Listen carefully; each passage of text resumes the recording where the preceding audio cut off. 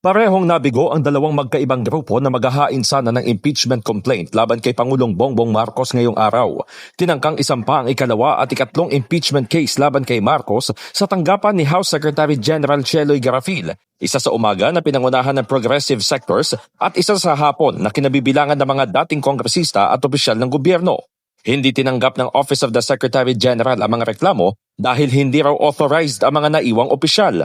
Ang ikalawang impeachment complaint nakabase sa grounds na betrayal of public trust dahil umano sa pag-abuso sa unprogrammed appropriations na sinasabing ginamit sa maanumalyang infrastructure projects, systemic corruption at patronage dulot ng tinaguriang BBM parametric formula na may kinalaman sa pork barrel allocations at direktang pagkakasangkot sa kickback.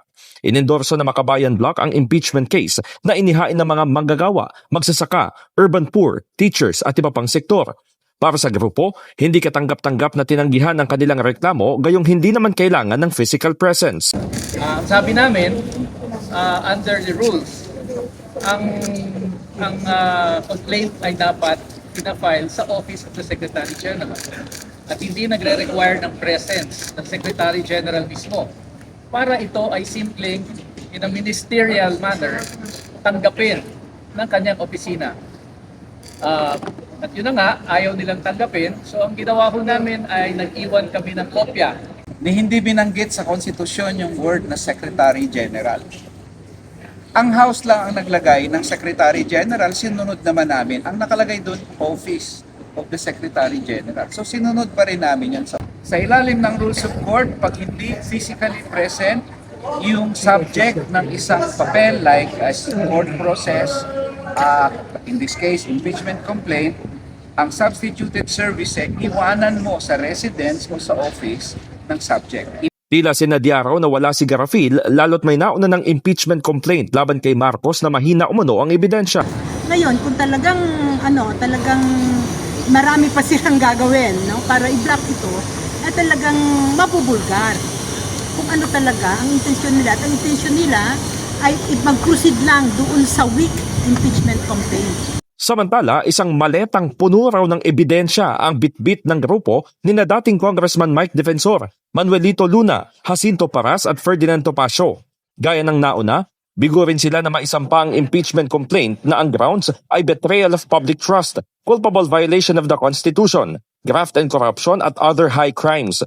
Bukod sa pambansang budget, kini-question nila ang pagsuko kay dating Pangulong Rodrigo Duterte sa International Criminal Court o ICC, corruption issues at iba pang mga usapin.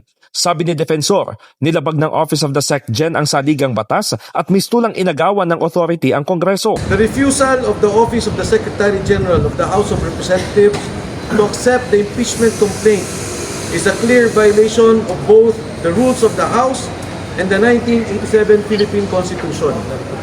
Under the Constitution, the House of Representatives has the sole power to initiate impeachment proceedings. By refusing to accept the complaint, the office effectively usurps the constitutional authority of the House itself and denies the Filipino people their only lawful mechanism to raise grievances against a sitting president.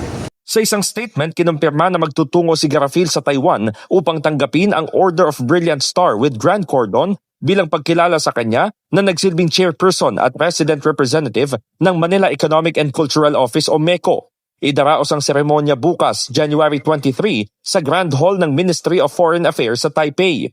Una nang naitransmit ng SecGen ang impeachment complaint na inihain ni Attorney Andre De Jesus laban kay Marcos sa Office of the House Speaker.